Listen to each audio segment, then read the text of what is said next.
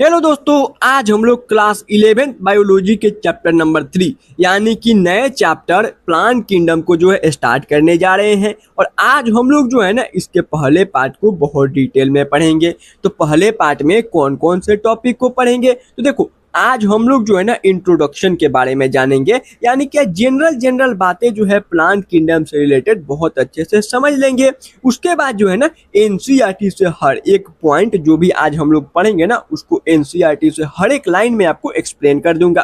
Then exam time के लिए जो है ना मैं आपको इस मतलब आज के टॉपिक का क्विक रिवीजन नोट या फिर शॉर्ट नोट्स दे दूंगा, जिसमें आज के हर एक पॉइंट उस शॉर्ट नोट में इंक्लूडेड होंगे, जिसकी सहायता से जो है ना एग्जाम टाइम पे आप इस टॉपिक को 2 से लेकर के 3 मिनट में रिवाइज कर लो। और अगर आपने जो है मुझसे चैप्टर नंबर 1 या फिर 2 पढ़ा होगा ना, तो वहाँ पे आपको पता होगा कि हर एक वीडियो के लास्ट में मैं उसका एक समरी दे देता हूँ, जो कि शॉर्ट नोट्स होता है, मतलब जिससे कि आप उस टॉपिक को आसानी से रिवाइज कर सकते हो। तो सेम आज भी हम लोग उसको मतलब बनाएंगे। और उसके बाद आज तक जितने भी नीट के PYQs या फिर नीट से पहले जो आपका all India pre medical test था, जो कि 2015 से पहले लिया जाता था, और 2016 से जो है ये जो all India pre medical test है ना, यह नीट के रूप में बदल गया। तो इसके भी इस टॉपिक के जितने भी PYQs पूछे गए हैं नीट में या फिर all India pre medical test में, उसको इसी वीडियो में हम लोग सॉल्व भी कर लेंगे। तो चलो सबसे पहली बात, हम लोग जो है ना जब इसके पहले चैप्टर नंबर 2 बायोलॉजिकल क्लासिफिकेशन पढ़े थे, तो वहाँ पे जो है ना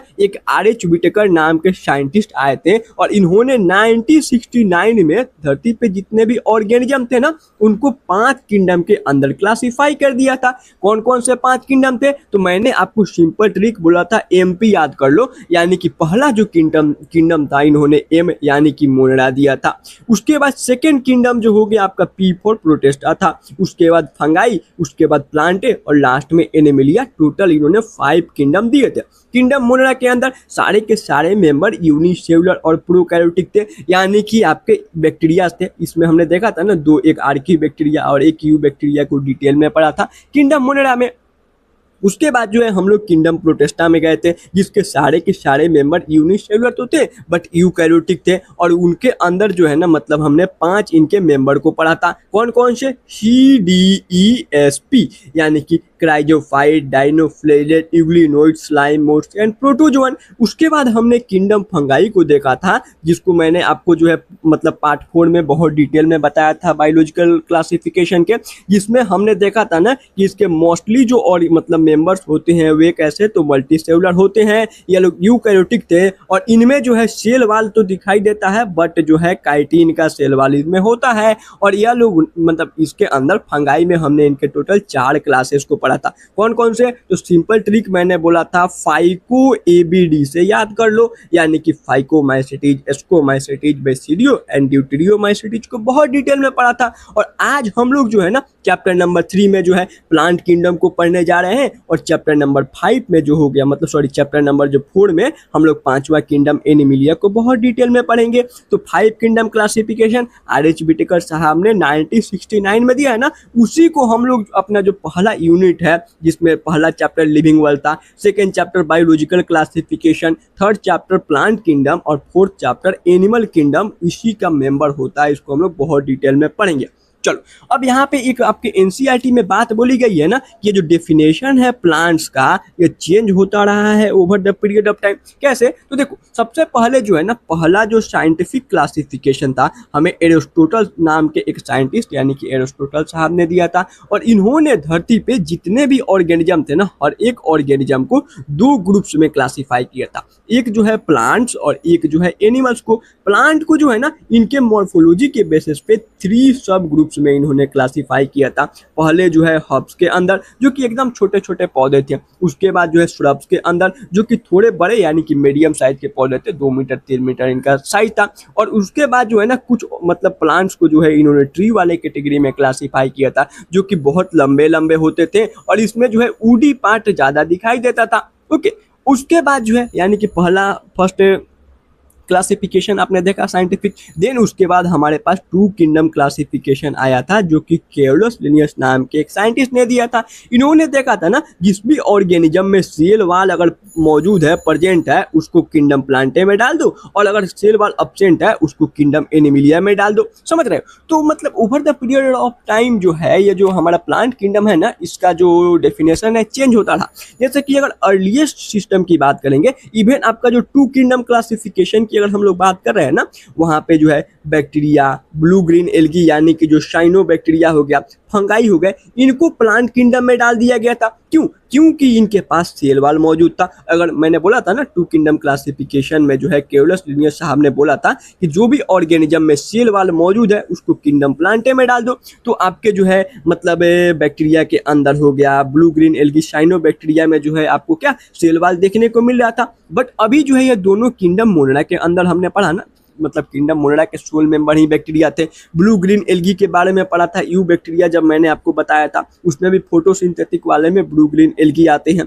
उसके बाद जो फंगाई है, इसमें अभी मैंने बताया था काइटिन का सेल वाल देखने को मिलता है। बट फंगाई तो अब एक सेपरेट अपना एक अलग किंगडम बन चुका है ना, यानी कि पहले जो ऑर्गेनिज्म जो थे ना आपके जो किंगडम प्लांटे में थे, अब वो ऑर्गेनिज्म किंगडम प्लांटे से ना मतलब अलग हो चुके हैं, क्योंकि डेफिनेशन इसका बदल चुका है।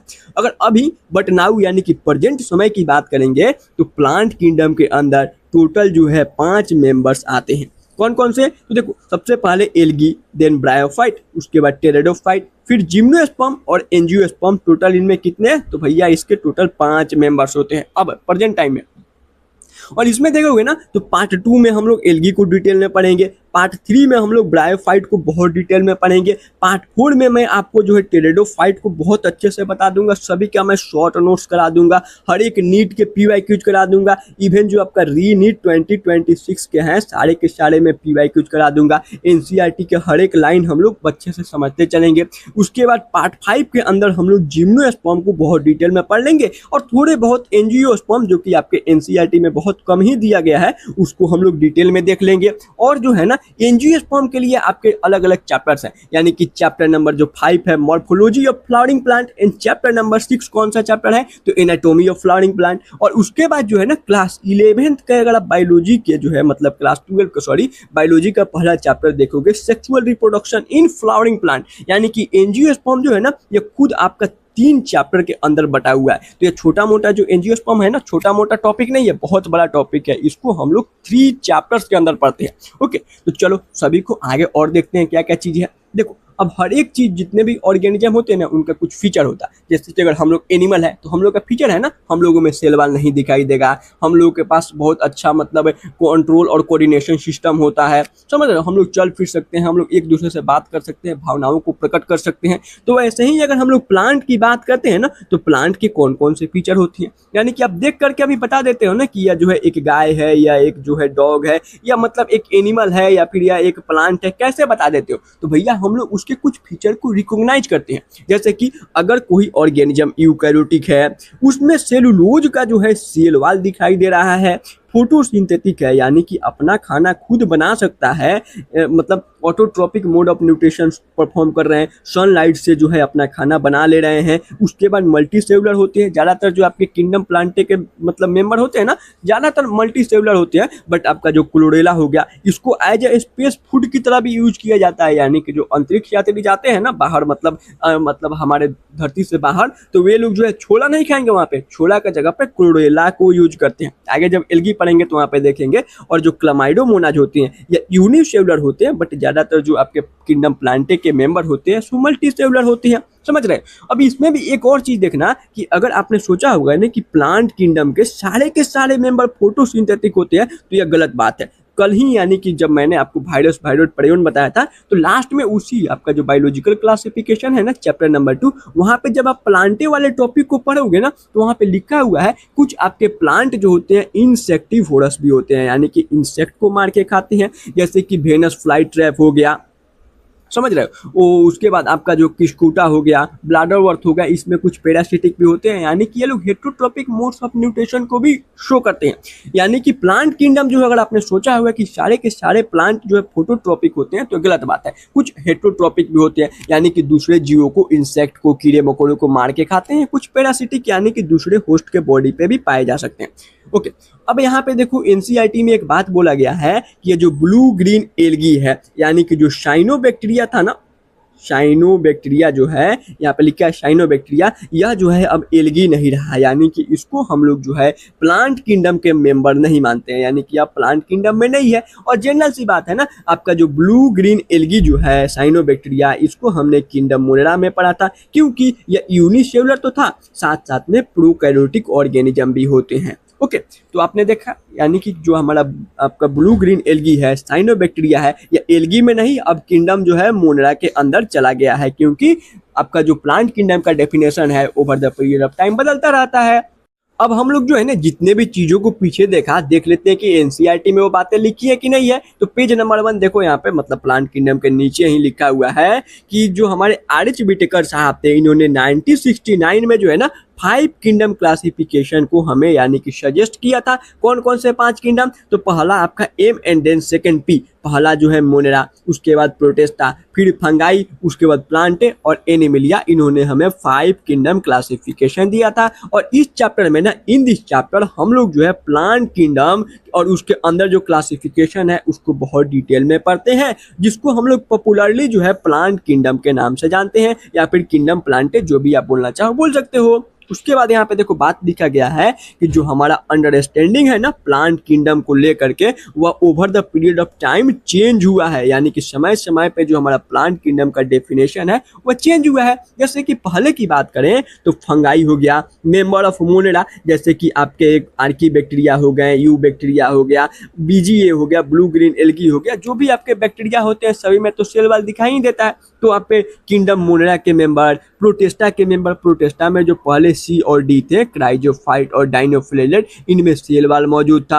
वैसे ही क्योंकि इनके पास सेल वाल था तो इनको हमने किंगडम प्लांटे में रख दिया था, ठीक है। क्योंकि अर्लियर जो क्लासिफिकेशन था, अर्लियर क्लासिफिकेशन में इन्हें हम लोग सभी के सभी को सेम किंगडम के अंदर क्लासिफाई कर दिया था। किसमें? तो किंगडम प्लांटे में। क्यों? क्योंकि सभी में जो है सेल वाल जो है मौजूद था, हैविंग सेल वाल। और आप देखोगे ना अब तो आपका किंगडम फंगाई एक सेपरेट किंगडम बन चुका है, मोनेरा वाला एक अलग किंगडम बन चुका है, किंगडम प्रोटेस्टा एक अलग किंगडम है। इन सभी को पहले जो है ना हमने प्लांटे के अंदर ही डाल दिया था, क्योंकि इनके पास सेल वाल था। बट धीरे धीरे समय के साथ इसमें बदलाव हुआ है, और अब जो है मतलब अलग अलग ऑर्गेनिज्म अलग अलग जो है किंगडम के अंदर चले गए हैं, जहां से वे लोग बिलोंग करते हैं अभी, मतलब प्रेजेंट टाइम पे।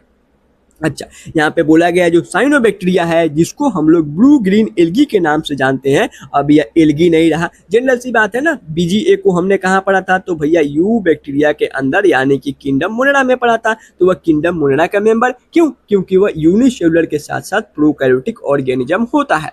अच्छा, अब अगर हम लोग इन दिस चैप्टर यानी कि इस चैप्टर की बात करते हैं तो इसमें हम लोग प्लांट किंगडम के 5 डिविजन्स के बारे में पढ़ते हैं। डिवीजन बोले तो देखो, अगर आपने जो है ना मतलब देखा होगा, मतलब आगे चैप्टर नंबर 4 में हम लोग एनिमल के 11 फाइलम को पढ़ते हैं, ठीक है। फाइलम तो एनिमल में जो है ना किंगडम के जस्ट नीचे आपका फाइलम आता है। और अगर मतलब प्लांट्स की बात करेंगे तो प्लांट में किंगडम के जस्ट नीचे वाला जो आपका मतलब क्या बोलते हैं टेक्सोनॉमी हायरार्की होता है, उसको हम लोग डिवीजन बोलते हैं। तो इसमें हम लोग पहले एल्गी को पढ़ेंगे, देन ब्रायोफाइट, उसके बाद टेरेडोफाइट्स के बारे में जानेंगे, फिर एंजियोस्पर्म और लास्ट में जिम्नोस्पर्म को बहुत डिटेल में पढ़ते हैं। चलो, जो भी चीजें थी मैंने बताया। अब देखो क्लासिफिकेशन की बात आती है। तो जैसा कि आपको पता है हमारे धरती पे कितने 1.7 to 1.8 million species till date अभी तक जो है खोजे जा चुके हैं। और इन सभी को जो है अच्छे से बेटर वे में जो है पढ़ने के लिए, समझने के लिए, जो है स्टडी करने के लिए हमें जो है ना इनको डिफरेंट ग्रुप्स के अंदर क्लासीफाई करना होता है। तो सेम इसी प्रिंसिपल पे अगर हम लोग बात करें ना, तो अभी हमने देखा था प्लांट किंगडम के अंदर टोटल 5 डिवीजन कौन कौन से आ रहे थे। तो भैया सबसे पहले जो था algae, then bryophyte, pteridophyte, gymnosperm, angiosperm आ रहे थे। अब इसमें भी देखोगे ना तो देखो, इसमें जैसे कि अगर एल्गी की बात करते हैं तो इसमें अभी तक टिल डेट जो है ना, अब तक जो है अप्रोक्सीमेटली जो है ना 24,000 जो है एल्गी के स्पीसीज को धरती पे आइडेंटिफाई किया गया है। ब्रायोफाइट की बात करते हैं ना तो इसके 16,000 स्पीशीज को जो है धरती पे खोजा गया है। टेरिडोफाइट की बात करते हैं तो इसके 12,000 स्पीशीज को धरती पे अभी तक आइडेंटिफाई किया गया है। जिम्नोस्पर्म के अभी तक केवल 1,000 स्पीशीज को धरती पे खोजा जा चुका है। और अगर हम लोग केवल एंजियोस्पर्म की ही बात करते हैं ना तो इसके अंदर टोटल आपको जो है 3 लाख से ज्यादा स्पीशीज अभी तक धरती पे आइडेंटिफाई किए गए हैं। तो अगर आप ही से कोई पूछे जनरल बातें, अगर आपसे कोई बोले ना कि अगर आपको क्लासिफिकेशन करना होगा तो आप सबसे पहले किसको क्लासिफाई करोगे, एल्गी को, ब्रायोफाइट को, टेरिडोफाइट को, कि जिम्नोस्पर्म को, कि एंजियोस्पर्म को? तो भैया हम यहाँ पे देख रहे हैं ना कि जो एल्गी हो गया, ब्रायोफाइट, टेरिडोफाइट, जिम्नोस्पर्म, इन चारों जो है अगर हम लोग डिवीजन को मिला देते हैं प्लांट के तो हमारे पास टोटल कितने स्पीसीज आ रहे हैं? 54 और 60 हो गया 40 प्लस 12 यानी कि 52 और प्लस 1 यानी कि 53,000 यानी कि 53,000 जो है ना हमने जो है मतलब स्पीशीज खोजे हैं आपके 4 डिवीजन को मिला करके। और सिंगल अगर हम लोग केवल एंजियोस्पर्म डिवीजन की बात कर लेते हैं तो इसमें टोटल 3 लाख नए स्पीशीज खोजे जा चुके हैं। तो हम लोग सबसे पहले जो है ना जो ज़्यादा है उसी का ना क्लासिफिकेशन करेंगे। अगर बड़ा प्रॉब्लम हम लोग पहले सॉल्व कर लेते हैं तो छोटे मोटे प्रॉब्लम ऑटोमेटिक सॉल्व होने लगते हैं। तो पहले हमें जो है एंजियोस्पर्म को जो है क्लासीफाई करना होगा। क्यों? क्योंकि ये सबसे ज़्यादा नंबर में है। तो वही बातें देखो ऊपर लिखी गई है, एंजियोस्पर्म आर मोस्ट एबुडेंट, सबसे ज्यादा पाए जाते हैं। इवन जो है ना अगर आप अपने आसपास नोटिस करोगे जो आपके मतलब गार्डन में रोज का पौधा है, लिली का पौधा है, जो आप राइस खाते हो मतलब पेडी का जो पौधा हो गया, शाम में जो गेहूं यानी कि व्हीट खाते हो, या फिर जो भी चीज है ना, इवन जो 90% आपके पेड़ पौधे आपके आसपास जो है ना वह जो है किसके, तो वे लोग जो है एंजियोस्पर्म डिवीजन से बिलोंग करते हैं। इवन जो है जो आपका मैंगो का पेड़ हो गया, नीम का पेड़ हो गया, धतूरा का पेड़ हो गया, जिसमें भी आपको फ्लावर दिख रहा है ना वह जो है एक एंजियोस्पर्म के जो है मतलब प्लांट के जो है डिवीजन को बिलोंग करता है। तो ये मोस्ट एबुडेंट होते हैं, वाइडली डिस्ट्रीब्यूटेड होते हैं, हर एक जगह पे दिखाई देंगे, और मोस्ट एडेप्टेड प्लांट होते हैं यानी कि इसमें एडेप्टेशन भी ज्यादा पाए जाते हैं। सिंस यानी कि यहाँ पे शो इनका जो नंबर है सो मैक्सिमम है, तो इसको जो है ना क्लासिफाई हमें पहले यानी कि फर्स्टली करना बहुत ज़्यादा जरूरी है। बड़े काम को पहले कर लो, छोटे काम ऑटोमेटिक कुछ ना कुछ हद तक सॉल्व हो जाते हैं। ठीक है, तो इसी के लिए जो है ना सबसे पहला जो अर्ली सिस्टम होगा एंजियोस्पर्म के क्लासिफिकेशन का, उसका नाम था आर्टिफिशियल क्लासिफिकेशन। कैसे? तो अल्फाबेट से याद कर लो। सबसे पहला alphabet A for artificial classification. और आर्टिफिशियल क्लासिफिकेशन जो है क्या है, तो भैया एंजियोस्पर्म के जो है क्लासिफिकेशन का सबसे पहला अर्लीस्ट सिस्टम है। और ये किसने हमें दिया है, तो अर्लीस्ट क्लासिफिकेशन हमें कैरोलस लिनियस साहब ने दिया है। यह कैसे याद होगा, तो देखो आप नोटिस करोगे ना तो चैप्टर नंबर 1 बायोनोमियल नोमेनक्लेचर, यानी कि धरती पे जितने भी ऑर्गेनिज्म हैं उनको एक जो है स्पेसिफिक साइंटिफिक नेम देने का काम किसने किया है, तो हमारे कैरोलस लिनियस साहब ने। Chapter number 2 two kingdom classification किसने दिया है, कैरोलस लिनियस साहब ने दिया है। हर एक काम में सबसे पहले कौन आगे आएगा, भैया हमारे कैरोलस लिनियस साहब आएंगे। तो एंजियोस्पर्म के जो है अर्लीस्ट सिस्टम का जो क्लासिफिकेशन का जो सिस्टम है वह हमें आर्टिफिशियल क्लासिफिकेशन किसने दिया, तो कैरोलस लिनियस साहब ने दिया। अब इन्होंने जो है ना ये किसके ऊपर बेसिस था, यानी कि जो क्लासिफिकेशन का जो क्राइटेरिया था किसके ऊपर बेसिस था, तो इन्होंने ग्रॉस सुपरफिशियल मॉर्फोलॉजिकल कैरेक्टर को लिया है। क्या? देखो ग्रॉस सुपरफिशियल यानी कि ऊपर ऊपर से मॉर्फोलॉजी यानी कि उनके स्ट्रक्चर मतलब एक्सटर्नल स्ट्रक्चर को नोटिस किया और वहां से जो है ना उनको अलग अलग ग्रुप्स के अंदर क्लासिफाई करना स्टार्ट किया। जैसे कि जनरली देखो या एक पौधा है, ठीक है ना, अभी आप जो है कैरोलस लिनियस साहब बन जाओ। ओके, अब यह एक आपको पौधा दिख रहा होगा, इसमें कौन कौन से पार्ट जो है आप आसानी से देख पा रहे हो, तो भैया यहाँ पे देखेंगे तो ये जो इसका लीफ है इसको हम लोग आसानी से देख पा रहे हैं। उसके बाद जो इसका स्टीम हो गया, तना हो गया, यह भी हमें दिख रहा है, और नीचे जो हो गया इसका रूट, यह भी हमें दिख रहा है। फिर फर्दर यहाँ पे देखेंगे ना तो भैया इसके अंदर जो फ्लावर है यह भी हमें ऊपर से मतलब ऐसे ही नोटिस हो जाता है। कोई फ्लावर, कोई भी रोज का पौधा या फिर जो मतलब फ्लावर है आसानी से नोटिस हम लोग कर लेते हैं कि नहीं जी। उसके बाद अगर इनके यहाँ पे देखेंगे तो भैया इसमें जो इसका फ्रूट है यह भी हमें दिखाई दे रहा है, और फ्रूट के अंदर सीड होता है ना, तो यह भी हम लोग आसानी से देख सकते हैं, फ्रूट के अंदर आपका सीड पाया जाता है। तो यह जो आपके कुछ मतलब 6 जो है कैरेक्टर्स हैं, 6 जो है पार्ट्स है जिसको हम लोग आसानी से पौधे में नोटिस कर सकते हैं। और देखो ये जो लीफ हो गया, स्टीम हो गया, रूट हो गया ना, यह वेजिटेटिव पार्ट होता है फ्लावर्स या फिर मतलब वेजिटेटिव पार्ट होता है आपके प्लांट या फिर ट्री का। कौन सा पार्ट? वेजिटेटिव। कौन कौन से? लीफ, स्टीम और रूट जो हो गया वेजिटेटिव पार्ट हो गया। और यहाँ पे देखोगे तो फ्लावर, फ्रूट और जो सीड हो गए, इसको हम लोग जो है मतलब प्लांट का जो है, प्लांट या फिर जो ट्री है, इसका कौन सा पार्ट बोलते हैं, तो इसको हम लोग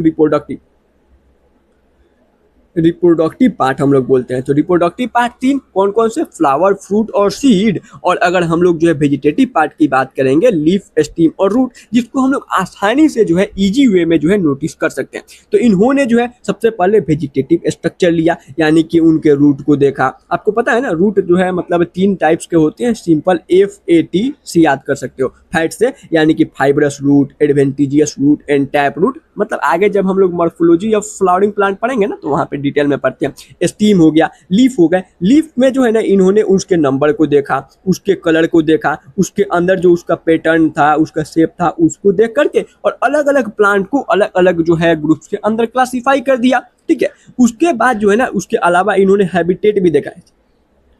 हैबिटेट को देखा, जैसे कि कोई अगर पौधा लैंड पे पाया जा रहा है, जमीन पे, तो उसको इन्होंने टेरेस्ट्रियल पौधा बोल दिया। और कोई वाटर में पाया जा रहा है तो उसको एक्वेटिक प्लांट की कैटेगरी में डाल दिया। उसके अलावा उन्होंने उनके मॉर्फोलॉजी के बेसिस पे कुछ को हर्ब्स के अंदर क्लासीफाई किया था, कुछ को श्रब्स के अंदर क्लासीफाई किया था, कुछ को ट्री के अंदर क्लासीफाई कर दिया था। ओके, और इसके अलावा उन्होंने जो है उनके रिप्रोडक्टिव स्ट्रक्चर, मैंने बोला था ना, यह भी तो हमें आसानी से दिख जाता है ना, जिसके अंदर आपके जो है फ्लावर्स आते हैं, फ्रूट आते हैं, सीड आते हैं, उसमें इन्होंने उनका जो फ्लावर होता है, जो उनका फ्लोरल कलेक्टर होता है ना, ठीक है, उसके ऊपर इन्होंने ज्यादा स्टडी किया था। यानी कि उन्होंने देखा था कि उसके अंदर नंबर्स ऑफ पिटल्स, यानी कि पंखुड़ियां कितनी हैं, उनके अंदर जो स्टीमेंस, यानी कि जो मेल के जो है रिप्रोडक्टिव ऑर्गन्स है वो कैसे अरेंज है। फिर उन्होंने जो है गाइनोसियम का स्ट्रक्चर, यानी कि जो ओवरी का पोजीशन होता है फ्लावर के अंदर, देखो फ्लावर के अंदर जो है ना, उनका जो गाइनोसियम यानी कि जो फीमेल रिप्रोडक्टिव ऑर्गन ओवरी जो होती है ना, इसका भी पोजीशन वेरी करता है। हम लोग मॉर्फोलॉजी, मतलब मॉर्फोलॉजी ऑफ फ्लावरिंग प्लांट में देखेंगे। तो इसी के बेसिस पे इन्होंने फर्दर जो है मतलब अलग अलग प्लांट और मतलब अलग अलग प्लांट और ट्री को अलग अलग ग्रुप्स में क्लासिफाई किया। अब देखो इसमें क्या हो गया, इसके कुछ ड्रॉबैक्स भी हो गए। अब ड्रॉबैक क्यों, क्योंकि इन्होंने इक्वल वेटेज दे दिया है वेजिटेटिव और रिप्रोडक्टिव कैरेक्टर को। अभी इसमें कौन, मतलब ये कोई बड़ी बात तो नहीं है ना, हम उसको इक्वल वेटेज क्यों नहीं देंगे। अब आप सोचो, ये जो वेजिटेटिव स्ट्रक्चर था कौन कौन से थे, तो भैया इसका जो रूट था, ध्यान देना, इसी के अंदर इसका स्टीम आ रहा था और लीफ था। तो ध्यान दोगे ना, यह जो है over the period of time जो है चेंज विद टाइम, यानी कि जैसे जैसे समय बढ़ता है जो रूट होता है वो मोटा होता जाता है, ठीक होता जाता है, डीपर, मतलब जो है जमीन के अंदर, मिट्टी के अंदर ज्यादा गहराई तक जाने लगता है। स्टीम जो है धीरे धीरे थिकर होने लगता है, मतलब जैसे जैसे आपका पौधा जो है पुराना होता जाएगा, उसकी तना भी तो मजबूत और मोटी होती जाती है। लीफ की बात करेंगे तो समय के साथ साथ जो है ना, मतलब पहले ज्यादा ग्रीन होता है, धीरे धीरे आगे चल के कुछ समय के बाद जब पीला पड़ के और मतलब मर जाता है, उसके बाद पौधे से डिटैच हो जाता है। तो ये over the period of time मतलब जो है चेंज होता रहता है। और साथ साथ में जो है ना इन्वायरमेंटल कंडीशन भी इसको इफेक्ट करते हैं। कैसे, देखो सिंपल समझो, एक ऐसा इन्वायरमेंट है जहाँ पे वाटर का स्कार्सिटी है, वाटर बहुत कम है, और उस मिट्टी पे जो है ना न्यूट्रिशन भी बहुत कम है, पुअर न्यूट्रिशन है उस मतलब सॉइल में। तो वहाँ पे जो रूट पाए जाएंगे, यानी कि वहाँ पे जो पेड़ पौधे होंगे, उनके रूट एडेप्टेशन को शो करेंगे। क्योंकि अभी मैंने बताया था एंजियोस्पर्म कैसे थे, तो भैया ये लोग जो है मोर एडेप्टेड प्लांट थे, इनमें एडेप्टेशन ज्यादा दिखाई देगा। तो ये लोग डीपर और मोर ब्रांचेज इसमें, यानी कि उनका जो रूट था जो और जमीन में गहराइयों में जाएगा और इसमें ज्यादा ब्रांचेज दिखाई देंगे, जिससे कि ये लोग जो है ना वाटर और मतलब जो न्यूट्रिशन को जो है अच्छी तरह से जो है मतलब एब्जॉर्व कर पाए। समझ रहे हो। वैसे ही अगर कोई पौधा है जो कि आपका मतलब छांव के अंदर ग्रो कर रहा है, तो उसकी पत्तियां बड़ी होती हैं, पतली होती हैं, थीन होती हैं। और अगर सन के अंदर ग्रो कर रहा है तो उसका पत्तियां छोटी होंगी, ठीक होंगी, और मतलब उसकी पत्तियां थोड़ी मोटी होंगी। तो ये जो वेजिटेटिव स्ट्रक्चर है, ये समय के साथ साथ और इन्वायरमेंटल कंडीशन से भी जो है वेरी करता है, चेंज हो रहा है। तो क्या इससे हम लोग जो क्लासिफिकेशन करेंगे उसमें भी कुछ ना कुछ अंतर आएगा? बिल्कुल आएगा। मान लो कि हमने एक पौधा ले लिया, मतलब उसके अर्ली स्टेज में ले लिया, और उसी का कंपैरिजन हमने एक जो पुराने यानी कि ओल्डर प्लांट से सेमी स्पीशीज के मेंबर से उसका कंपैरिजन कर दिया, तो जनरल सी बात है ना, उसके स्टीम में, उसके रूट में, या फिर जो है उसके लीफ के अंदर कुछ न कुछ हमें डिफरेंसेस दिखाई देंगे ही देंगे। और इसको अगर हम लोग क्राइटेरिया मान करके क्लासिफिकेशन करेंगे तो हमारा जाहिर सी बात है ना, क्लासिफिकेशन मान लो थोड़ा बहुत सही भी हो गया, लेकिन यहाँ पे गलती की भी तो गुंजाइश हो रही है ना। तो क्या यह 100% सिक्योर है? नहीं है। तो इसीलिए हम लोग जो है यहाँ पे वेजिटेटिव रिप्रोडक्टिव कैरेक्टर को इक्वल नहीं मानेंगे। अब क्यों? देखो, जैसे कि अगर हम लोग रिप्रोडक्टिव स्ट्रक्चर की बात करते हैं तो यह कैनोट भी एक्ट मतलब इफेक्टेड बाय टाइम, समय के साथ इसमें कोई बदलाव नहीं होता है और आसपास के सराउंडिंग के चेंजेस से भी इसमें कोई भी इफेक्ट नहीं दिखाई देगा। क्यों? क्योंकि आपने इसके अंदर क्या देखा है, तो भैया इसमें जो था आपने बताया था फ्लावर आ रहा था, फ्रूट आ रहे थे और सीड आ रहे थे। तो आपने कभी देखा है कि आपने एक मैंगो का पेड़ लगाया, ठीक है, अपने मतलब घर के आंगन में, और उसको ले जाकर के एक फार्म खेत में लगा दिया, तो मैंगो के पेड़ के ऊपर जो है आपको सेब यानी कि एप्पल का जो है फल दिखाई दे रहा है। ऐसा कभी आपने नोटिस किया है? या फिर जो है ये जो एप्पल का पौधा था इसको हम लोग जो है कश्मीर से लेकर के आए अपने शहर में और इसको लगा दिया तो अब इसके ऊपर लीची पड़ रहा है, ठीक है। तो ऐसा नहीं होता है। ये जो आपका रिप्रोडक्टिव स्ट्रक्चर होते हैं यानी कि जो उनके फ्लावर हो गए, आपने कभी देखा है रोज का जो पौधा है उसके ऊपर जो है मतलब लिली का जो है फूल दिखाई दे नहीं दिखाई देता है।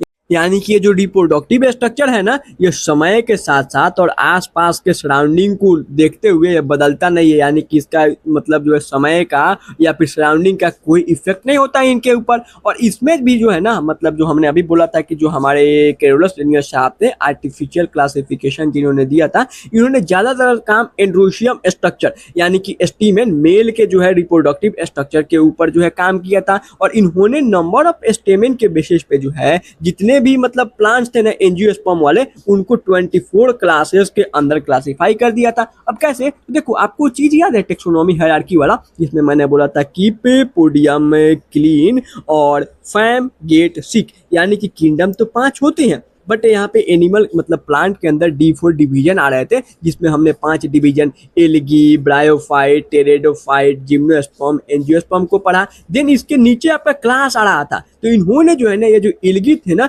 इनको 24 क्लासेस के अंदर क्लासिफाई कर दिया था उनके स्टीमेन के नंबर को गिन करके। अब कुछ लोग बोलेंगे भैया ये स्टीमेन या फिर मतलब जो एंड्रोसियम क्या है, और मतलब किसी ने अच्छे से नहीं पढ़ा होगा पीछे तो उनके लिए देखो, यह जो है मतलब एक आपका फ्लावर है और इसके पार्ट को हम लोग देखते हैं। तो देखो यह जो आपको यहाँ पे मतलब पतला सा थीन स्टार्क लाइक जो यहाँ पे स्ट्रक्चर दिख रहा है ना, इसको बोलते हैं फिलामेंट। फिलामेंट के ऊपर यहाँ पे आपको एंथर दिख रहा होगा जो कि बाई लोब्ड स्ट्रक्चर होता है। इसमें टोटल आपके 4 कंपार्टमेंट दिखाई देंगे ऐसे सर्कुलर सर्कुलर से। इसको हम लोग क्लास 12 में पढ़ते हैं, थोड़ा सा समझ लो, ठीक है। तो ये जो एंथर और जो फिलामेंट है यानी कि ये जो स्टार्क लाइक स्ट्रक्चर और ये जो एंथर हो गया, इन दोनों को मिला देंगे ना तो इसको हम लोग स्टीमेन बोलते हैं। और इसी के नंबर को काउंट किया, जैसे कि अगर इस फ्लावर में हम लोग देखें तो कितने जो है एंथर के नंबर है मतलब स्टीमेन के नंबर है, तो भैया 1 2 3 4 5 6, यानी कि इसमें टोटल 6 जो है क्या दिख रहा है, तो 6 इसके अंदर स्टीमेन दिख रहा है। तो इसी के नंबर को काउंट करके इन्होंने यानी कि कैरोलस लिनियस साहब ने जो है ना जितने भी एंजियोस्पर्म ग्रुप के अंदर प्लांट्स थे उनको कितने 24 क्लासेस के अंदर डिवाइड कर दिया था। और ये जो स्टीमेन है ना इसी को हम लोग एंड्रोशियम यानी कि यही आगे चल के एंड्रोशियम बनाता है, जिसको हम लोग जो है मेल रिप्रोडक्टिव ऑर्गन बोलते हैं फ्लावर के अंदर। और उसके बाद अब जब इतना ही देख रहे हैं तो यह जो हो गया आपका पेटल्स यानी कि जो पंखुड़ियां होती है ना, मतलब रोज के अंदर जो आपको रेड रेड कलर का जो उसका पंखुड़ी दिखाई देता है उसी को हम लोग पीटल्स बोलते हैं। और इसको हम लोग जो है मतलब इसको क्लोरेला भी मतलब क्लोरेला भी बोलते हैं, ठीक है। और उसके बाद जो हो गया ये आपका सेपल्स हो गया, सेपल्स यानी कि इसको कैलिक्स बोलते हैं, ठीक है। तो कैलिक्स आपका सेपल हो गया यानी कि जो नीचे से जो मतलब वो नहीं होता है हल्का सा जो पकड़े हुए होता है ग्रीन कलर का स्ट्रक्चर, उसको हम लोग बोल देते हैं सीपल्स। और यहाँ पे जो है ना यह जो स्ट्रक्चर आपको दिख रहा है तो यह जो हो गया इसको हम लोग बोलते हैं फीमेल रिप्रोडक्टिव ऑर्गन फ्लावर के अंदर, जिसमें सबसे ऊपर वाला जो स्ट्रक्चर होता है ना इसको स्टिग्मा बोलते हैं। और यहीं पे जो है ना पोलेन जो होता है, पोलेन ग्रेन जो होता है यानी कि जो मेल का स्पर्म होता है फ्लावर के अंदर वो आकर के लैंड करता है। उसके बाद जो है यहाँ से होता हुआ ये जो इलाका है इसको स्टाइल बोलते हैं और नीचे वाले इलाके को ओवरी बोलते हैं। तो स्टिग्मा स्टाइल ओवरी मिलकर के पिस्टिल बनाते हैं और यही पिस्टिल को हम लोग गाइनोसियम या फिर जो है फीमेल जो है मतलब फीमेल रिप्रोडक्टिव ऑर्गन बोलते हैं फ्लावर्स के अंदर। समझ में आया? यहाँ पे बस यही समझ लो, मान लो ये आपको नहीं पता है गाइनोसियम एंडोसियम हटाओ, स्टीमेन समझ में आया ना। ये जो फिलामेंट है और जो एंथर है इन दोनों को मिला देंगे तो स्टीमेन बन गया। और स्टेमेन के बेसिस पे जो हमारे कैरोलस लिनियस साहब थे इन्होंने 24 क्लासेस के अंदर सारे जो है एंजियोस्पर्म के अंदर जो प्लांट थे उनको जो है क्लासिफाई कर दिया था। कोई दिक्कत? तो पहला ड्रॉबैक क्या था, इन्होंने वेजिटेटिव रिप्रोडक्टिव कैरेक्टर को इक्वल वेटेज दे दिया है। जो कि हमने देखा वेजिटेटिव क्या करता है तो भैया समय के और इन्वायरमेंटल कंडीशन के आधार पे ये लोग चेंज हो जाते हैं, बट रिप्रोडक्टिव जो कैरेक्टर होता है या तो इसका कोई इफेक्ट नहीं हो रहा था टाइम का या फिर आसपास के सराउंडिंग को, तो ये दोनों को हम लोग इक्वली वेटेज लेकर के कैसे जो है क्लासिफिकेशन कर सकते हैं। ओके, एंड इनका जो सेकेंड ड्रॉबैक था ना, इन्होंने केवल फ्यू कैरेक्टर, मैंने बोला था ना ऊपर ऊपर से हमने केवल 6 मतलब कैरेक्टर को ना देखा था, उनके वेजिटेटिव और उनके रिप्रोडक्टिव जो है ऊपर ऊपर से दिखने वाले कैरेक्टर को ही इन्होंने लिया था। अब यहाँ से गलती होने की गुंजाइश भी ज्यादा होगी क्योंकि हमने जो है ना कम चीजों के ऊपर काम किया है। तो देखो only a few character for classification, इन्होंने केवल जो है टूक मतलब लिया है केवल फ्यू कैरेक्टर को, तो इससे इन्होंने सबसे पहला गलती यहाँ से होगा कि जो क्लोजी रिलेटेड प्लांट थे ना उनको इन्होंने डिफरेंट कैटेगरी में डिफरेंट ग्रुप्स में क्लासीफाई कर दिया। कैसे? तो यहाँ पे देखो ये जो माइज हो गया, मक्का जो हो गया और यहाँ पे व्हीट यानी कि गेहूं हो गया, ये दोनों जो है ना आपके बोथ जो है सीरियल्स होते हैं, दोनों के दोनों मोनोकोट्स होते हैं और इनको जो है ना मतलब ये दोनों के दोनों आपके सेम ही जो है ग्रुप से बिलोंग करते हैं, बट केवल थोड़ा सा माइनर फ्लोरल डिफरेंस यानी कि इनके फ्लावर के अंदर जो है ना थोड़ा सा डिफरेंट के कारण लिनियस साहब ने इनको सेपरेट जो है मतलब सेपरेट जो है क्लासेस में क्लासिफाई कर दिया। क्यों? क्योंकि वीट के अंदर जो है बीट के अंदर बाइसेक्सुअल फ्लावर दिखाई देते हैं और माइज के अंदर यूनिसेक्सुअल, यानी कि एक माइज अगर देखोगे ना तो एक माइज जो मान लो उसके पास केवल फीमेल सेक्स ऑर्गन होगा या फिर केवल मेल सेक्स ऑर्गन होगा, बट वीट में बात करोगे ना तो एक ही पौधे में आपका मेल और फीमेल दोनों सेक्स ऑर्गन पाए जाते हैं। सिर्फ इतना ही डिफरेंसेस के कारण, क्योंकि मैंने बोला था ना इन्होंने रिप्रोडक्टिव कैरेक्टर वेजिटेटिव कैरेक्टर के बेसिस पे क्लासिफिकेशन किया है, तो यहाँ पे फ्लोरल कैरेक्टर पे ज्यादा ध्यान दिया था। आपने अगर पीछे गौर से सुना हुआ तो मैंने बोला था इन्होंने फ्लोरल कैरेक्टर पे ज्यादा ध्यान दिया था, फ्लावर के कैरेक्टर पे, तो इन्होंने जो है ना वीट और माइज को जो है दोनों को डिफरेंट जो है ग्रुप्स में क्लासिफाई कर दिया। एंड सेकेंड मतलब इसी में जो है इन्होंने क्या किया कि जो अनरिलेटेड जो प्लांट थे ना उनको सेम कैटेगरी में क्लासिफाई कर दिया। देखो जैसे कि ये कैक्टस हो गया और या यूफोर्बिया हो गया, दोनों के दोनों जो है ना मतलब सिमिलरली मतलब ये एक्सटर्नली यानी कि बाहर से देखेंगे ना तो सिमिलर दिखाई देते हैं, बट ये दोनों मतलब जो है इंटायरली जो है डिफरेंट फैमिली से बिलोंग करते हैं। जैसे कि यहाँ पे देखोगे ना तो इन्होंने देखा कि ये जो कैक्टस है इस पे भी कांटे हैं और ये यूफोर्बिया भी देखोगे तो इस पे भी कांटे दिख रहे थे, तो इन्होंने सोचा कि हो ना हो ये दोनों एक ही मतलब फैमिली के मेंबर्स होंगे क्योंकि इनमें तो सिमिलरिटी दिख रही है। इन्होंने जो मैंने बोला था ना वेजिटेटिव कैरेक्टर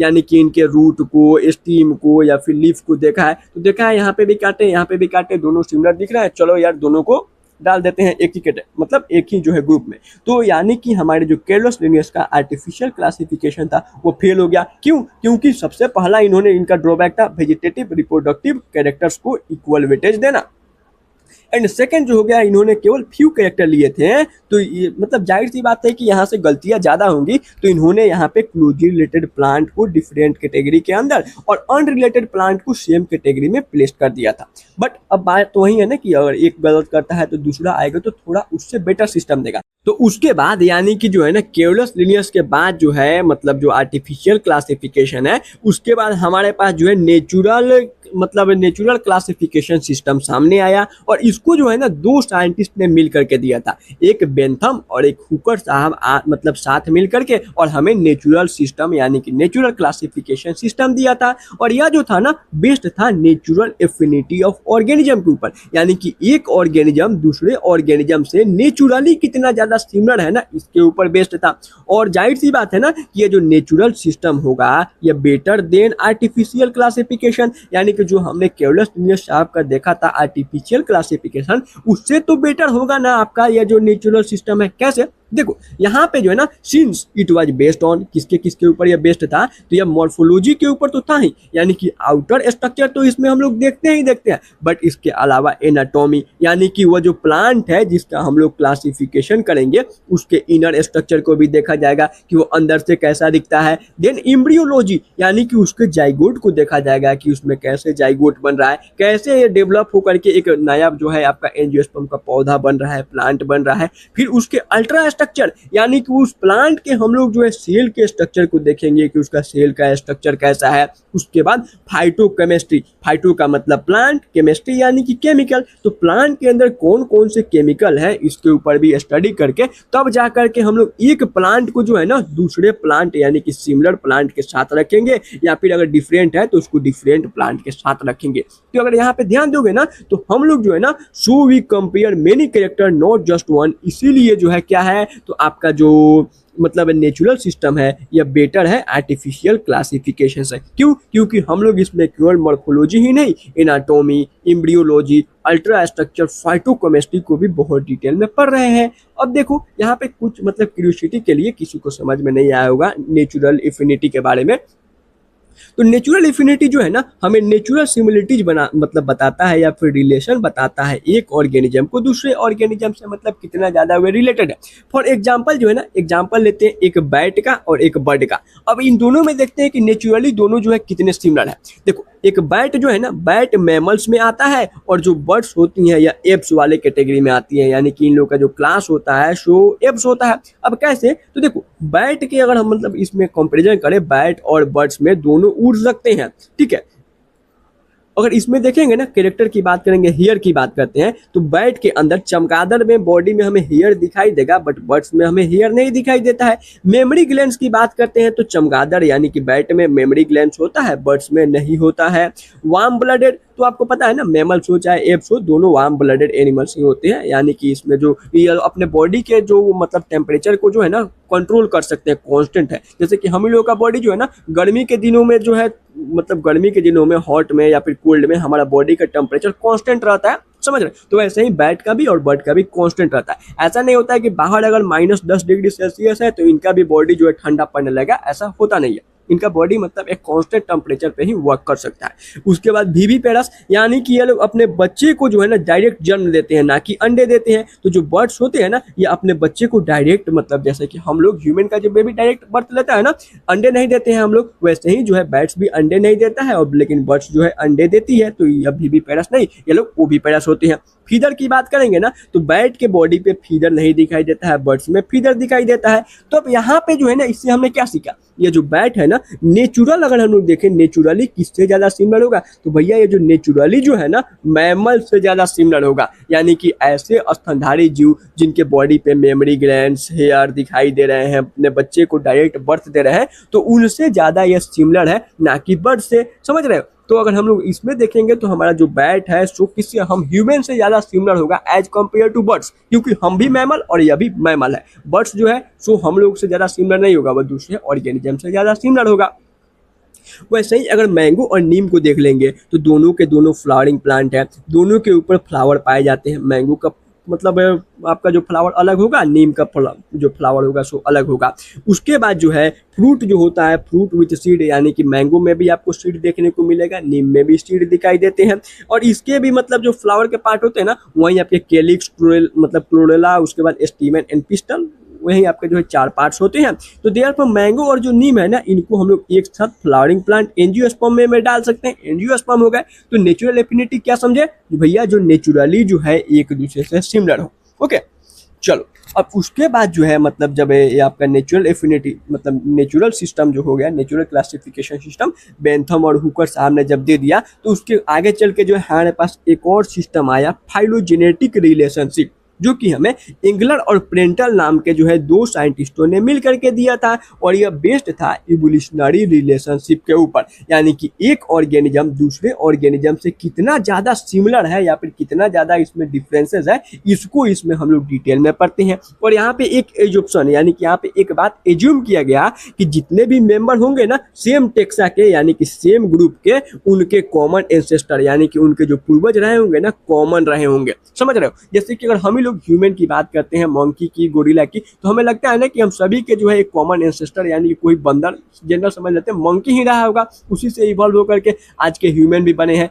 आज वाले मंकी जो चिंपैंजी है, गोरिल्ला है, यही जो है उसी से इवॉल्व हुए हैं, हम लोग एज्यूम करते हैं यहाँ पे। अब इससे देखो क्या होगा, जनरल एग्जाम्पल से बताते हैं, 1 मिनट। हाँ देखो यहाँ पे जो है ए मतलब ए एक आपका कॉमन एंसेस्टर था यानी कि एक पूर्वज था। इसी से आगे चल के बी, सी, डी और ई यानी कि बी, सी, डी और ई नाम के जो है 4 जो है नए स्पीशीज बने, क्योंकि नए नए स्पीशीज तो बनते रहते हैं। जैसे कि एक जनरल मैंने बताया ना मंकी से आज जो है मतलब ह्यूमन भी बने हैं, चिंपैंजी भी है, गोरिल्ला भी है, समझ रहे हो? तो एक ही स्पीशीज से अलग अलग स्पीशीज बन सकते हैं। और वैसे ही एक इफ नाम का जो है उसी समय उसी के पैरेलल जो है एक आपका ऑर्गेनिज्म था, स्पीशीज था, उससे आगे चल के जी, एच और आई नाम के जो है ऑर्गेनिज्म बने। अब मैं आपसे एक जनरल क्वेश्चन पूछूं कि यहाँ पे जो सी है, ये जो सी दिख रहा है ना, ये किसके ज्यादा सिमिलर होगा? एक मिनट, पेन जो है ना रेड कर लेते हैं। यह जो सी है ये किसके ज़्यादा सिमिलर होगा, इस ई के ज़्यादा सिमिलर होगा यहाँ पे, कि यहाँ पे जो आई है आई के ज़्यादा सिमिलर होगा। तो भैया मैं तो बोलूँगा ना ये जो सी है यह ई के ज़्यादा सिमिलर होगा। अब मैं पूछूँ ऐसा क्यों, क्योंकि भैया ये जो है ना आपका मतलब यहाँ पे अगर हम लोग देखें ई और सी दोनों का जो कॉमन एंसेस्टर जो है ना ए ही है, देख रहे हो, यहीं से इवॉल्व होकर के सी भी बना है ई भी बना है, तो इसमें ज़्यादा सिमिलरिटीज पाई जाएंगी एज कंपेयर टू आपका आई, क्योंकि आई का कॉमन एंसेस्टर जो है एफ है। सेम वैसे ही अगर यहाँ पे देखेंगे तो अगर हम लोग जी की बात करते हैं, यहाँ पे ये जो जी है जी को देखेंगे ना ये किसके ज़्यादा सिमिलर होगा, इस आई के ज़्यादा सिमिलर होगा कि इस सी के ज़्यादा सिमिलर होगा, जो कि यहाँ पे ए का कॉमन एंसेस्टर है, मतलब ए का जो है मतलब ए से जो है इवॉल्व हुआ है। तो भैया जनरल सी बात है ना, जी की बात हो रही है तो जी जो है और आई दोनों सिमिलर होंगे, क्योंकि इन दोनों के जो एंसेस्टर है ना वे कॉमन रहे हैं, आपका एफ जो है कॉमन एंसेस्टर रहा है। तो यही बातें जो है आपका जो है फाइलोजेनेटिक रिलेशनशिप बताता है कि अगर जो है ना कोई भी ऑर्गेनिज्म जो है अगर एक ही ग्रुप में है, यानी कि बी सी डी ई या आपके जो है ए वाले एंसेस्टर से जो है इवॉल्व हुए थे, तो इनका जो कॉमन एंसेस्टर जो होगा ना वो अभी जो होगा कैसा होगा, तो मतलब उनका जो एंसेस्टर होंगे वो भी कॉमन होंगे, यानी कि उनके पूर्वज जो है एक जैसे यानी कि सिमिलर ही रहे होंगे। और यह जो है ना नोट मतलब एक बना करके लिख लेना कि यह जो है करेंटली मोस्ट एक्सेप्टेड सिस्टम भी है, यानी कि फाइलोजेनेटिक रिलेशनशिप को हम लोग मोस्ट एक्सेप्टेड जो है सिस्टम मानते हैं, ठीक है। और यहाँ पे जो है ना यह बातें इसके लिए नहीं लिखना, help in classification when there no supporting fossil और एविडेंस, यानी कि आगे जब हम लोग पढ़ेंगे ना कौन कौन सी चीज़ें, न्यूमेरिकल टेक्सोनोमी, साइटोटेक्सोनोमी और जो है यहाँ पे आपका केमोटेक्सोनोमी, ये तीनों जो आपके टेक्सोनोमी है ना, यानी कि तीनों जो सिस्टम होंगे उनका हम लोग यूज करते हैं जब हमारे पास कोई भी सपोर्टिंग फॉसिल एविडेंस नहीं होता है, यानी कि अगर हमारे पास उस ऑर्गेनिज्म का कोई भी मतलब क्या बोलते हैं उसका हड्डी उड्डी कुछ भी नहीं है, उसके बारे में हमारे कोई भी हमारे पास उनका जो है एविडेंस नहीं है, तो उनके क्लासिफिकेशन के लिए हम लोग जो है आगे जो सिस्टम यानी कि न्यूमेरिकल टेक्सोनोमी का यूज करते हैं, या फिर जो है साइटोटेक्सोनोमी, या फिर जो हो गया आपका केमोटेक्सोनोमी के बारे में जानते हैं। सभी को अच्छे से पढ़ते हैं। देखो सबसे पहली बात आती है न्यूमेरिकल टेक्सोनोमी की, इसको जो है ना एडमसन साहब ने हमें दिया था, इसीलिए इसको हम लोग एडमसोनियन टेक्सोनोमी के भी नाम से जानते हैं, या फिर इसको हम लोग जो है फेनेटिक्स के नाम से भी जानते हैं। क्यों, देखो हम लोग जो है एनिमल्स के लिए या फिर मतलब ऐसे हम लोग जेनेटिक्स पढ़ते हैं ना, जेनेटिक्स पढ़ते हैं, मतलब जनरल याद करो जेनेटिक्स जो है ना एनिमल के लिए हो गया, तो वैसे ही प्लांट के लिए फेनेटिक्स मतलब आ जाता है, ठीक है। तो ये जो हमारा जो न्यूमेरिकल टेक्सोनोमी है इसको फेनेटिक्स भी बोला जाता है, या फिर एडमसोनियन टेक्सोनोमी, क्योंकि एडमसन साहब ने इसको दिया था। और इसके अंदर ना हम लोग ये जो मतलब टेक्सोनोमी होता है, यानी कि ये जो क्लासिफिकेशन का सिस्टम है ना, इसमें हम लोग हर एक ऑब्जर्वेबल कैरेक्टर को जो है ऑब्जर्व करते हैं, यानी कि जो भी चीज़ें उस पौधे में हम लोग ऑब्जर्व कर सकते हैं सभी को हम लोग बहुत गहराइयों से देखते हैं। इसमें numbers and code are given to hundreds of characters and process by computer, यानी कि इसमें ना हजारों मतलब जो है जितने भी कैरेक्टर है ना सभी को एक एक नंबर दिए जाएंगे, और यहाँ से जो है हम लोग उसको जो है मतलब कंप्यूटर के थ्रू उसको प्रोसेस करते हैं। देखो जैसे कि यहाँ पे देखोगे ना, तो मान लो कि हमने कोई दो पौधे उठा लिए, यानी कि हमारे पास जो है ना दो प्लांट आ चुके हैं, एक प्लांट 1 और एक प्लांट 2, हमारे पास कितने, तो भैया हमारे पास दो प्लांट आ चुके हैं, एक प्लांट 1 एक प्लांट 2। इसके जितने भी कैरेक्टर थे, कैरेक्टर 1 मान लो इसका जो है लीफ की बात हो रही है, यहाँ पे इसके जो है मतलब हम लोग स्टीम की बात कर लेते हैं, रूट की बात कर लेते हैं, सेल की बात कर लेते हैं, फाइटोकेमिस्ट्री केमिकल की बात कर लेते हैं, अलग अलग जो भी कैरेक्टर है हमने एक जगह पे लिख लिया। अब प्लांट 1 में देखेंगे कि क्या इनका जो पहला कैरेक्टर जो लीफ है दोनों में मौजूद है, सेम लीफ है, तो दोनों में जो है वो लीफ मतलब दोनों का सेम है, तो दोनों को प्लस प्लस यानी कि एक नंबर मिल गया। उसके बाद देखेंगे कि इनका जो रूट है क्या दोनों का रूट सेम है, मतलब जो भी कैरेक्टर था, तो देखेंगे एक पौधे में जो है सेम है बट एक पौधे में वो चीज एब्सेंट है, इसमें दूसरा तरह का कैरेक्टर शो हो रहा है, तो अब इसको 0 नंबर मिलेगा। क्यों, क्योंकि एक प्रेजेंट और एक एब्सेंट यानी कि मैच नहीं किया, तो 0 नंबर। अच्छा वैसे ही आगे बढ़े, हमने उसके अंदर एक और कैरेक्टर मतलब देखा, जैसे कि उसके जो है हमने किसके, तो उसके जो है फ्लावर का कैरेक्टर हमने देख लिया, फ्लावर के ऊपर गए हम लोग, तो देखिए कि फ्लावर जो है ना एक पौधे में उसका फ्लावर अलग है और एक पौधे में अलग है, यानी कि जो है अभी इसमें 0 मार्क्स मिल गया।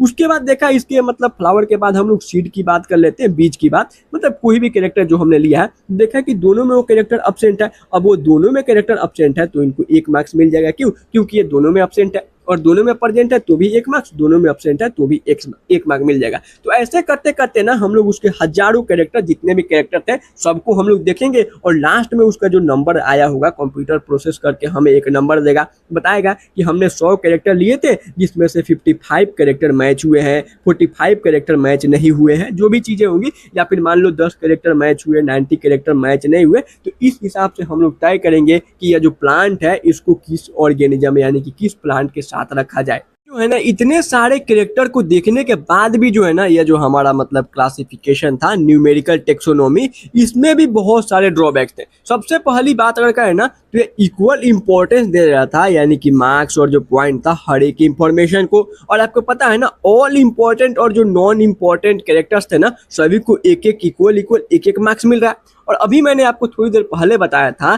जैसे कि आपके प्लांट के अंदर जो है 2 पार्ट्स थे, एक जो था वेजिटेटिव पार्ट, कौन कौन से, तो उनका रूट हो गया, स्टीम हो गया, लीफ हो गए, और एक जो था रिप्रोडक्टिव पार्ट था, यानी कि उनके अंदर उनका फ्लावर हो गया, फ्रूट हो गया, सीड हो गए। तो इन सभी को हम लोग इक्वल एक एक मार्क्स कैसे दे सकते हैं? जैसा कि अभी हमने देखा था जो वेजिटेटिव पार्ट था वह जो है आपका टाइम के साथ, समय के साथ और इन्वायरमेंटल कंडीशन के साथ जो है ना इसमें कुछ ना कुछ चेंजेज हो जा रहे थे।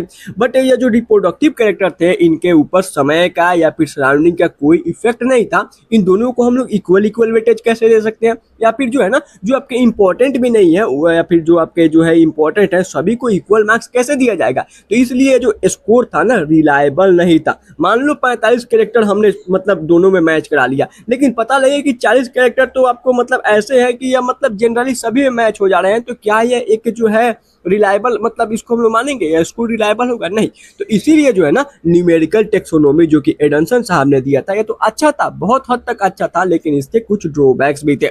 चलो अब इसके बाद आ गया साइटो टेक्सोनोमी। साइटो का मतलब सेल और टेक्सोनोमी यानी कि यह जो मतलब क्लासिफिकेशन होगा बेस्ड था साइटोलॉजिकल इंफॉर्मेशन में, मतलब इंफॉर्मेशन पे। कैसे? तो देखो एक हो गया सेल, सेल के अंदर क्या होता है तो भैया न्यूक्लियस, और न्यूक्लियस के अंदर उनका क्रोमोसोम जिसके अंदर जेनेटिक मटेरियल डीएनए आरएनए होगा। और इसके बेसिस पे यानी कि हम लोग जो है ना एक प्लांट के अंदर उसके सेल को देखेंगे, सेल में उसके न्यूक्लियस और क्रोमोसोम को देखेंगे, क्रोमोसोम का नंबर कैसा है, उसका स्ट्रक्चर कैसा है, बिहेवियर कैसा है, और इस बेसिस पे जो है ना हम लोग एक प्लांट को दूसरे प्लांट के साथ या फिर अलग मतलब जैसे भी हो अगर मैच करेगा तो एक साथ रख देंगे, अगर डिफरेंट हुआ तो उसको अलग ग्रुप में डाल देंगे। तो इस हिसाब से भी हम लोग जो है जो एंजियोस्पर्म है उनको जो है क्लासिफाई कर सकते हैं।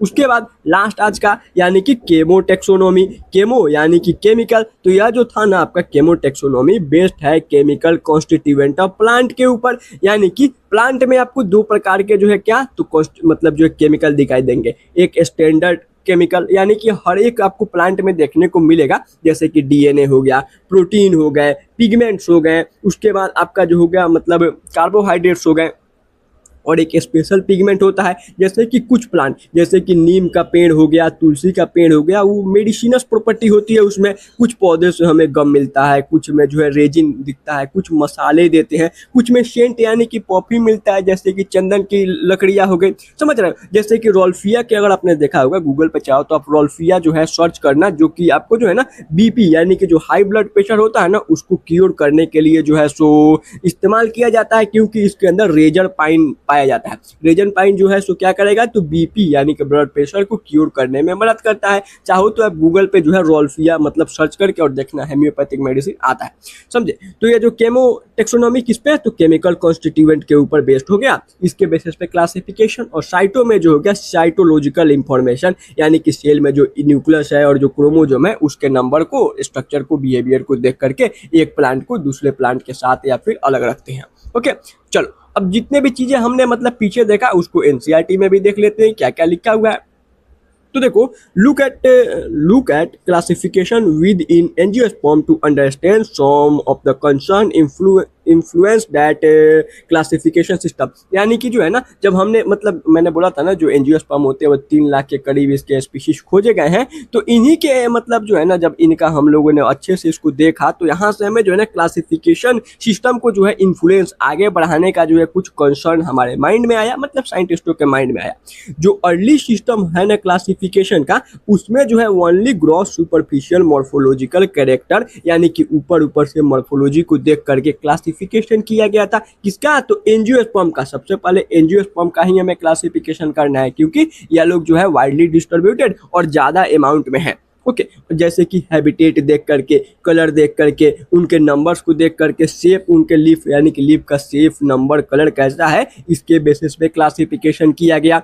इसके ऊपर ना हम लोग मेनली जो था, यह जो हमारा पहला जो आर्टिफिशियल क्लासिफिकेशन था, यह वेजिटेटिव कैरेक्टर, मतलब वेजिटेटिव कैरेक्टर यानी कि उनके रूट को, स्टीम को या फिर लीफ को देखा गया, या फिर जो है उनके फ्लोरल कैरेक्टर यानी कि एंड्रोशियम के स्ट्रक्चर को मतलब देखा गया। यानी कि मैंने बोला था ना स्टीमेन के बारे में, जिसको जो है 24 क्लासेस में हमारे जो है केवलस लिनियस साहब ने जो है जितने भी एंजियोस्पर्म के मेंबर थे उनको 24 क्लासेस में क्लासीफाई कर दिया था, और इस सिस्टम को आर्टिफिशियल सिस्टम का नाम दिया गया। अब इसके भी बहुत सारे डिमेरिट्स थे, जैसे कि इन्होंने जो है ना सेपरेट कर दिया क्लोजर रिलेटेड स्पीशीज को, और साथ साथ में based on a few character, क्योंकि देखो इन्होंने थोड़े कैरेक्टर लिए थे, तो इसलिए ना since they were based on few character, तो इन्होंने सेपरेट जो क्लोजली रिलेटेड स्पीशीज थे उसको सेपरेट कर दिया। उसके बाद आर्टिफिशियल क्लासिफिकेशन था ना, इसका एक और ड्रॉबैक था कि यह इक्वल वेटेज दे रहा था आपके वेजिटेटिव और सेक्सुअल यानी कि रिप्रोडक्टिव स्ट्रक्चर को, जो कि एक्सेप्टेबल नहीं था।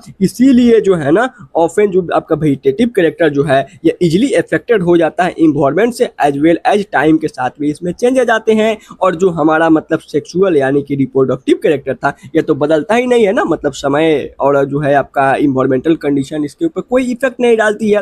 तो इसीलिए ना इसी के आगे चल के एज अगेंस्ट दिस, इसी के अगेंस्ट में जो है एक न्यू मतलब नेचुरल क्लासिफिकेशन सिस्टम जो है डेवलप किया गया, जो कि आपका बेस्ड था natural affinity among the organisms, यानी कि एक ऑर्गेनिज्म नेचुरली दूसरे ऑर्गेनिज्म से कितना ज्यादा सिमिलर है, इसी के बेसिस पे क्लासिफिकेशन किया गया। और इसके अंदर जो केवल हम लोगों ने एक्सटर्नल स्ट्रक्चर ही नहीं, नॉट ओनली, बट इसमें हमने इंटरनल फीचर, अल्ट्रा स्ट्रक्चर यानी कि सेल के स्ट्रक्चर को, एनाटॉमी को, एम्ब्रियोलॉजी को, फाइटोकेमिस्ट्री यानी कि प्लांट के अंदर जो केमिकल्स है उसको स्टडी करके, और एक प्लांट को दूसरे प्लांट के साथ या फिर अलग प्लांट के साथ रखा गया था। और यह जो क्लासिफिकेशन था ना फ्लावरिंग प्लांट का, यह हमें जॉर्ज बेंथम और जोसेफ डेल्टन हुकर साहब ने जो है दिया था। यानी कि बेंथम और हुकर साहब ने हमें कौन सा तो नेचुरल क्लासिफिकेशन दिया है, और आर्टिफिशियल क्लासिफिकेशन कैरोलस लिनियस साहब ने दिया है। देन एट प्रेजेंट, अभी प्रेजेंट समय की बात करते हैं, तो फाइलोजेनेटिक क्लासिफिकेशन सिस्टम जो है, जो कि बेस्ड होता है इवोल्यूशनरी रिलेशनशिप के ऊपर, जो कि जो है ना अलग अलग ऑर्गेनिज्म के बीच में जो है मतलब एक ऑर्गेनिज्म दूसरे से कितना सिमिलर है उसके ऊपर जो है यह बेस्ड था।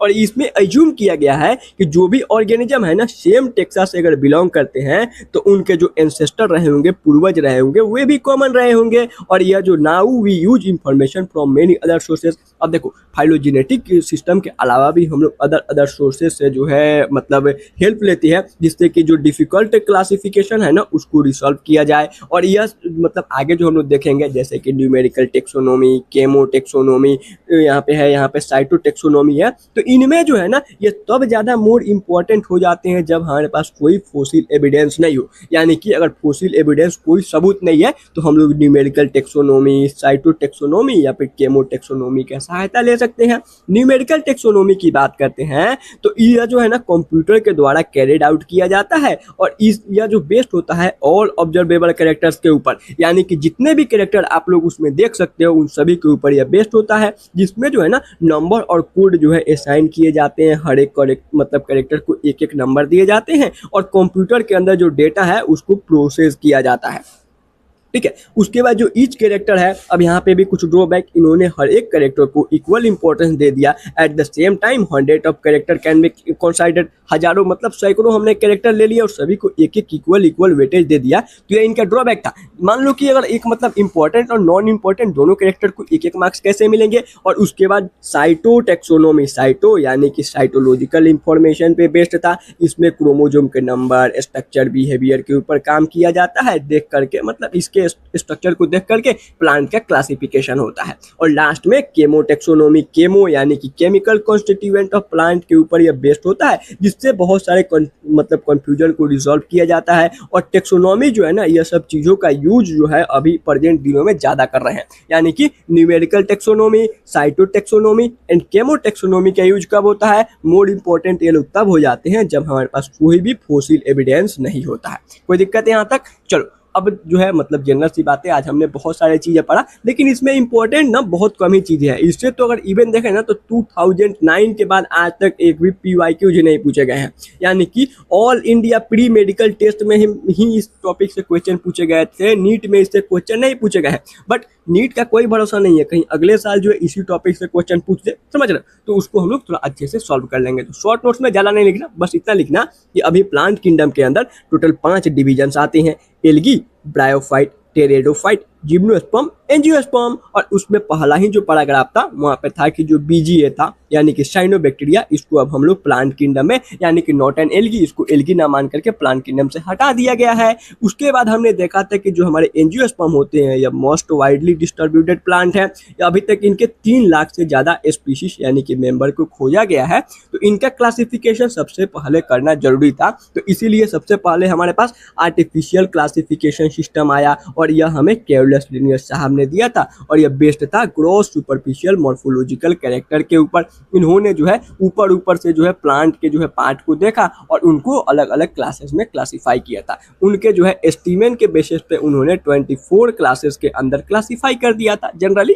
मतलब इतना NCERT ने दिया है तो छोड़ सकते हो। देन उसके बाद नेचुरल क्लासिफिकेशन आया था, जो कि हमें बेंथम और हुकर साहब ने दिया था, जो कि बेस्ड था नेचुरल एफिनिटी के ऊपर। और यहाँ पे एक चीज चाहो ना लिख लेना, तो ये आपका बेस्ड था सबसे पहले मतलब एनाटॉमी के ऊपर, मॉर्फोलॉजी के ऊपर, उसके बाद जो हो गया इनके एम्ब्रियोलॉजी के ऊपर, उसके बाद इसमें और मतलब जो भी पॉइंट थे आप चाहो ना तो शॉर्ट नोट्स में इसको 5 जो पॉइंट थे उसको इंक्लूड कर लेना। ओके, उसके बाद हमने देखा था फाइलोजेनेटिक सिस्टम, यानी कि फाइलोजेनेटिक जो मतलब रिलेशनशिप था यह हमें जो है एंगलर और प्रिंटअप साहब ने मिल करके दिया था, जो कि इवोल्यूशनरी रिलेशनशिप के ऊपर बेस्ड था। और इसमें एज्यूम किया गया था कि जो अगर मेंबर है ना कोई सेम टेक्सा का, तो उनके एंसेस्टर भी आपस में कॉमन रहे होंगे, यही मान करके हम लोग क्लासिफिकेशन करते हैं। और उसके बाद हम लोगों ने जो है मतलब 3 यानी कि आपका न्यूमेरिकल, जिसको फेनेटिक टेक्सोनोमी बोल रहे थे, फेनेटिक्स NCERT में नहीं है बट इसको PYQ में पूछा गया तो ध्यान देना। और उसके बाद साइटो मतलब टेक्सोनोमी और केमो टेक्सोनोमी, या इंपॉर्टेंट तब हो जाते हैं ना जब हमारे पास कोई भी फॉसिल जो है एविडेंस नहीं होता है, तो हम लोग इसका अभी प्रेजेंट डे में ज्यादा यूज कर रहे हैं। न्यूमेरिकल टेक्सोनोमी जो कि हमें एडमसन साहब ने दिया था, इसलिए इसको एडमसोनियन टेक्सोनोमी के नाम से भी जानते हैं। और इसमें जो है हम लोग हर एक ऑब्जर्वेबल कैरेक्टर को कंप्यूटर के द्वारा प्रोसेस करके हर एक मतलब 1000 ऑफ कैरेक्टर को एक एक नंबर असाइन करते हैं, कोड देते हैं और कंप्यूटर से प्रोसेस करके पता लगाते हैं कितना सिमिलर कितना डिसिमिलर ऑर्गेनिज्म है। उसके बाद केमोटेक्सोनोमी यानी कि केमिकल कॉन्स्टिट्यूएंट ऑफ प्लांट के ऊपर बेस्ड होता है। और साइटोटेक्सोनोमी जो है साइटोलॉजिकल इंफॉर्मेशन, यानी कि सेल के अंदर न्यूक्लियस, उसके अंदर क्रोमोजोम, तो क्रोमोजोम के शेप साइज नंबर पे यह बेस्ट था। ओके, अब चाहो ना तो पहले पेज का आप अच्छे से स्क्रीनशॉट ले लो शॉर्ट नोट्स बनाने के लिए। ये बस इतना ही लिखना, अगर आप चाहो ना तो NCERT एक बार पढ़ करके, और वो जो मैंने मतलब आपके कितने 2.5 पन्ने पढ़ाए, 2.5 नहीं मतलब 1.5 पन्ने पढ़ाए ना, तो 1.5 पन्ने से आप अपने से नोटिस कर लेना कि कौन कौन से पॉइंट इसमें और भी मैं ऐड कर सकता हूँ। चाहो तो आप इसमें ऐड कर सकते हो, ठीक है, अपने हिसाब से ऐड कर सकते हो, क्योंकि रिवीजन आपको करना है, एग्जाम आपको देना है, तो आप इसको अपने हिसाब से एडजस्ट कर लेना थोड़ा बहुत। अब जो है जितने भी आज तक PYQ पूछे गए हैं उसको हम लोग सॉल्व कर लेते हैं। 1 मिनट पेन को कर लेते हैं। चलो, यह जो है 2009 वही जो है आपका all India pre medical test का पूछा हुआ क्वेश्चन है। इसमें बोला गया है ना कि जो हमारा फाइलोजेनेटिक सिस्टम ऑफ क्लासिफिकेशन जो है, 1 सेकेंड थोड़ा पेन लैग कर रहा है, फाइलोजेनेटिक सिस्टम ऑफ क्लासिफिकेशन जो है ना किसके ऊपर बेस्ड था। तो देखो फाइलोजेनेटिक जो था ना हमें किसने, तो एंगलर और प्रेंटल साहब ने दिया था, और यह जो है आपका इवोल्यूशनरी रिलेशनशिप के ऊपर बेस्ड था, और इसमें एज्यूम भी किया गया था कि अगर सेम टेक्सा का कोई भी मेंबर है ना तो उसके एंसेस्टर जो होंगे कॉमन रहे होंगे। केमोटेक्सोनोमी नहीं, ये तो आपका केमिकल कॉन्स्टिट्यूएंट के ऊपर बेस्ड था। फ्लोरल कैरेक्टर, इसको अगर देखेंगे ना तो फ्लोरल कैरेक्टर पे ज्यादा काम किसने, केरोलस लिनियस साहब ने आर्टिफिशियल क्लासिफिकेशन में किया था। मॉर्फोलॉजिकल फीचर, यह भी आपके आर्टिफिशियल क्लासिफिकेशन में केरोलस साहब ने यूज किया था, तो ऑप्शन नंबर डी करेक्ट। आगे देखते हैं 2004 और 2003 लगातार ये क्वेश्चन मतलब पूछे गए हैं, मतलब शेप मतलब एक एक ईयर के गैप पे, मतलब एक एक ईयर नहीं, मतलब मान लो कि एक बार 3 में ही पूछा गया, फिर 4 में सेम ही क्वेश्चन पूछ दिया गया बिना कोई इसमें हेर फेर के।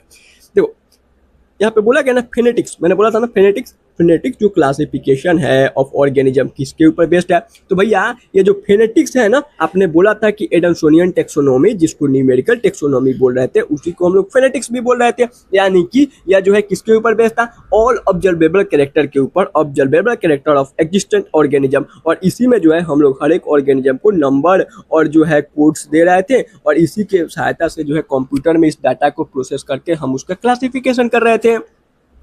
Ancestral linkage of existent organism, यह तो आपका क्या था, तो भैया यह फाइलोजेनेटिक रिलेशनशिप था ना कि फेनेटिक्स था। डेंडेरोग्राम बेस्ड ऑन डीएनए मतलब कैरेक्टराइजेशन, तो यह भी नहीं होता है, इसमें हम लोग देखते हैं मान लो ये इससे कौन कॉमन है इसका, ऐसे हम लोग डायग्राम बनाते हैं डेंडेरो मतलब जो भी डेंडेरोग्राम ऐसे बनाते हैं, तो यह हम पढ़ा ही नहीं है तो कोई बात नहीं है, सेक्सुअल कैरेक्टर हटा ही दो, तो ऑप्शन नंबर ए सिंपल आप मतलब पढ़े होगे तो बन जाएगा क्वेश्चन। आगे बढ़ते हैं 1999 में पूछा हुआ question, a system of classification in which large number of traits are consider, कौन से इसमें सिस्टम जो है जिसमें हम लोग ज्यादातर जो है कैरेक्टर को कंसाइडर करते हैं, एक जो है नेचुरल सिस्टम। नेचुरल सिस्टम में हमने बहुत सारी चीजों को देखा था, या आर्टिफिशियल सिस्टम से ज्यादा डेवलप था। आर्टिफिशियल में तो केवल हमने ग्रॉस सुपरफिशियल मॉर्फोलॉजिकल कैरेक्टर को लिया था, यानी कि उनके वेजिटेटिव और उनके रिप्रोडक्टिव कैरेक्टर को, उसमें भी रिप्रोडक्टिव में केवल फ्लावर वाले पे ज्यादा फोकस किया गया था केरोलस लिनियस साहब के द्वारा, तो कर दो।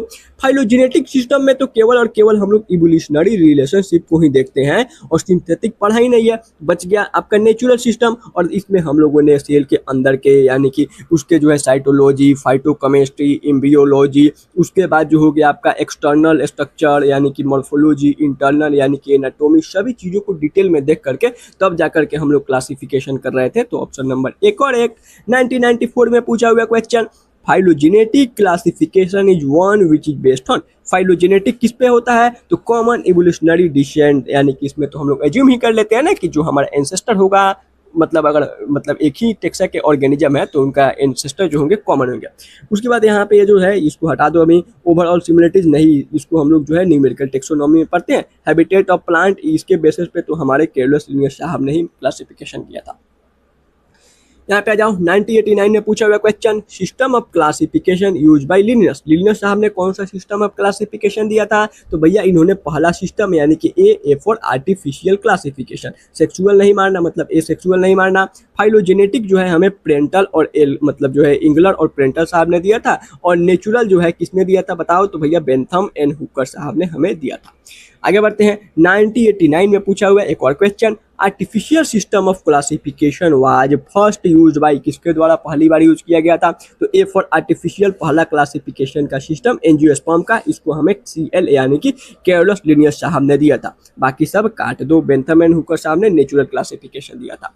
लास्ट क्वेश्चन 1988 में पूछा हुआ question, classification given by Bentham and Hooker, Bentham और हुकर साहब ने कौन सा क्लासिफिकेशन दिया था, अभी मैंने बोला था ना न्यूमेरिकल, किसने न्यूमेरिकल वाला, गलत है, इन्होंने हमें नेचुरल दिया था। Natural system of classification Bentham और हुकर साहब ने दिया था, न्यूमेरिकल तो हमें किसने दिया था, तो भैया इसको हम लोग एडम्सोनियन टेक्सोनोमी के नाम से जान रहे थे, एडम्सन साहब ने हमें न्यूमेरिकल दिया था। आर्टिफिशियल केरोलस लिनियस और जो है फाइलोजेनेटिक जो हो गया किसने, तो मतलब एंगर और प्रेंटल साहब ने मिलकर के दिया था, तो option number B correct. Total 7 question, बताना है इसमें से आपने कितने करेक्ट किए 7 में से कमेंट सेक्शन में, और सारे क्वेश्चन को जो है वीडियो को पॉज करके, आपको तो मैंने पहले ही बता दिया, पॉज करना है, अपने से पढ़ना है, देन सॉल्व अगर नहीं हो रहा है तो सॉल्यूशन देखना, ठीक है।